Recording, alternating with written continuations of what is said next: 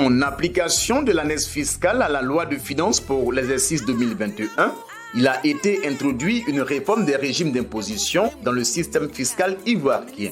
Ainsi, 4 régimes d'imposition adaptés à la taille des entreprises sur la base du seul critère du chiffre d'affaires annuel, toutes taxes comprises, CATTC, sont pris en compte par le dispositif fiscal. Ce sont le régime de l'entrepreneur de 5 millions 1 francs à 50 millions de francs CFA, le régime des micro-entreprises de 50 millions 1 francs à 200 millions de francs CFA, le régime de réel simplifié d'imposition de 200 millions 1 francs à 500 millions de francs CFA et le régime de réel normal d'imposition supérieur à 500 millions de francs CFA. Il convient de préciser que les 2 premiers régimes sont les régimes forfaitaires et les 2 derniers les régimes du réel. Aussi, pour avoir plus d'informations sur les obligations fiscales liées à leur régime d'imposition, M. Amani Hassen et Dr Assavo Nda-Nzian, deux opérateurs économiques de la commune de Koumassi, dont les entreprises relèvent du régime des micro-entreprises, ont rencontré Mme Kona Aourose épouse Kouadio, administrateur en chef des services financiers, chef de centre des impôts de Koumassi 2, à la direction régionale Abidjan Sud 2. Dans leurs échanges, elle a expliqué à ses interlocuteurs du jour le régime des micro-entreprises, les personnes morales ou physiques imposables, le processus de détermination des montants à payer et les sanctions encourues en cas de défaillance. Je voulais savoir, depuis un certain temps, on parle de micro-entreprises. Qu'est-ce que le régime des micro-entreprises? Le régime des micro-entreprises est l'un des 4 régimes d'imposition du système fiscal ivoirien depuis la réforme de 2021. Il est prévu à l'article 71 bis du Code général des impôts et s'applique à tous les contribuables, personnes physiques comme personnes morales, qui réalisent un chiffre d'affaires annuel, toutes taxes comprises, qui se situe entre 50 millions 1 francs et 200 millions de francs. Je voudrais encore savoir comment est-ce que se détermine l'impôt à payer. Pour la détermination de l'impôt à payer, il faut appliquer au chiffre d'affaires annuel, toutes taxes comprises, le taux unique de 6%. Pour le contribuable ancien, c'est le chiffre d'affaires réalisé l'année précédente qui est retenu comme base d'imposition. Pour le nouveau contribuable, c'est son chiffre d'affaires prévisionnel déclaré qui est retenu comme base d'imposition. Concernant les adhérents des centres de gestion agréés, ils bénéficient d'une réduction d'impôt de 4%. À titre d'exemple, si vous réalisez un chiffre d'affaires annuel, toutes taxes comprises, de 100 millions de francs CFA, votre impôt se détermine comme suite. 100 millions de francs multiplié par 6%, ce qui va faire un impôt annuel de 6 millions de francs. Pour l'adhérent CGA qui bénéficie de la réduction du taux d'impôt, son impôt se calcule comme suite. 100 millions de francs CFA multiplié par 4%, ce qui fait 4 millions de francs. Alors, madame, comment faire pour payer son impôt de micro-entreprise? Pour payer son impôt, il faut d'abord en faire la déclaration. Cette déclaration est prévue à l'article 78 du Code général des impôts.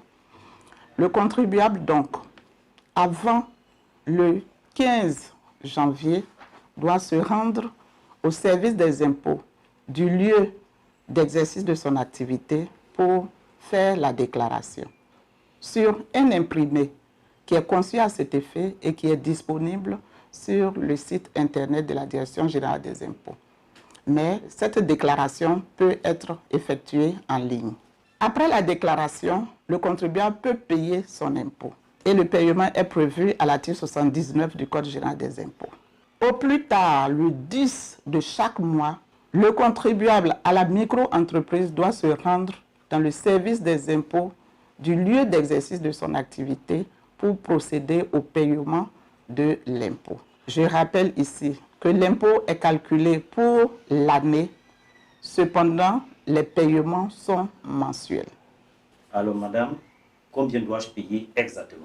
Le montant annuel calculé est divisé par 12.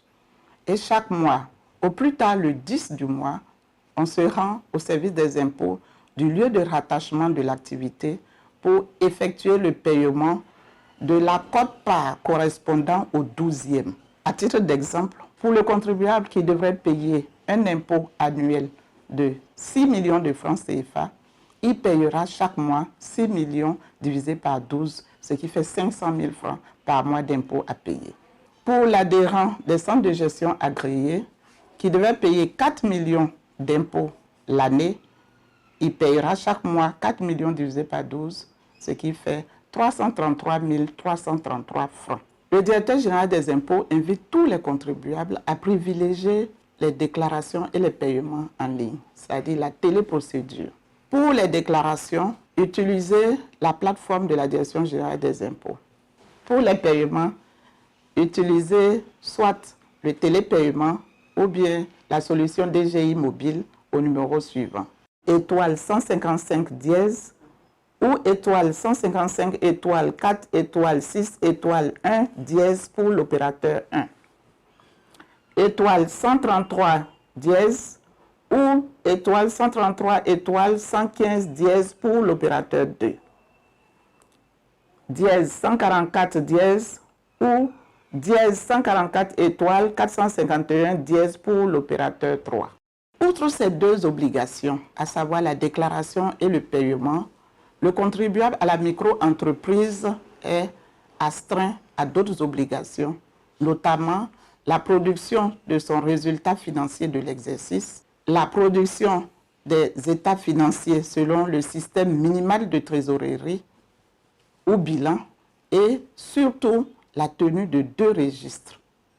Un registre des achats et des dépenses et un registre des ventes et des prestations de services.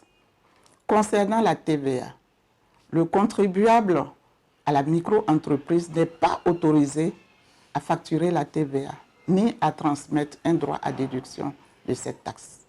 Merci madame pour vos éclaircissements. J'ai beaucoup appris. Pour l'instant, je suis en micro-entreprise. Est-ce que j'ai la possibilité d'opter pour le régime simplifié d'imposition? Tout contribuable au régime des micro-entreprises peut opter pour son assujettissement au régime du réel simplifié d'imposition, lorsque les 3 conditions ci-après sont réunies ou remplies. Premièrement, effectuer l'option avant le 1er février de chaque année. Deuxièmement, adresser un courrier au directeur général des impôts pour lui signifier son intention de changer de régime. Troisième chose, réaliser un chiffre d'affaires égal ou supérieur à 100 millions de francs CFA. Lorsque ces conditions sont réunies, tout contribuable peut procéder au changement de régime. Je peux opter pour ce régime, mais quelles sont les conséquences qui en découlent? La conséquence qui en découle, c'est que le contribuable qui a opté pour son assujettissement au régime du réel simplifié d'imposition n'est plus redevable de l'impôt des micro-entreprises. Désormais, il ne payera que les impôts dus au régime du réel simplifié d'imposition, à savoir la taxe sur la valeur ajoutée, l'impôt sur les bénéfices industriels et commerciaux, la patente, la taxe spéciale d'équipement, etc. Mais il convient surtout de relever que par rapport à la TVA, le contribuable qui a opté pour son assujettissement peut facturer la TVA et transmettre un droit à déduction de cette taxe. Bien, madame. Vu ce qui se précède, quelles sont les sanctions encourues en cas de défaillance? Toute défaillance constatée dans la déclaration d'un impôt ou dans son paiement est sanctionnée par le livre de procédure fiscale. Si la défaillance concerne la déclaration, une taxation d'office est effectuée et notifiée au contribuable, majorée de pénalité, qui peut aller de 10% à 100%. Si la défaillance concerne le paiement, le receveur des impôts peut procéder à la fermeture du magasin, de l'entrepôt ou effectuer les saisies de la marchandise. À la fin des échanges, Mme Conan Aourose, épouse Quadio, a invité les contribuables à déclarer leurs activités, à respecter toutes leurs obligations déclaratives et à s'acquitter de leurs impôts. Le régime des micro-entreprises a été institué en faveur des petites et moyennes entreprises qui occupent une place importante dans l'économie ivoirienne, afin qu'elles puissent effectuer toutes leurs déclarations avec beaucoup de facilité. C'est pourquoi le directeur général des impôts en appelle à leur civisme fiscal afin qu'elles puissent respecter leurs obligations fiscales. Car honorer ses impôts fait le bon citoyen. Soyons tous de bons citoyens pour contribuer à la construction de la Côte d'Ivoire. Ensemble, cultivons le civisme fiscal.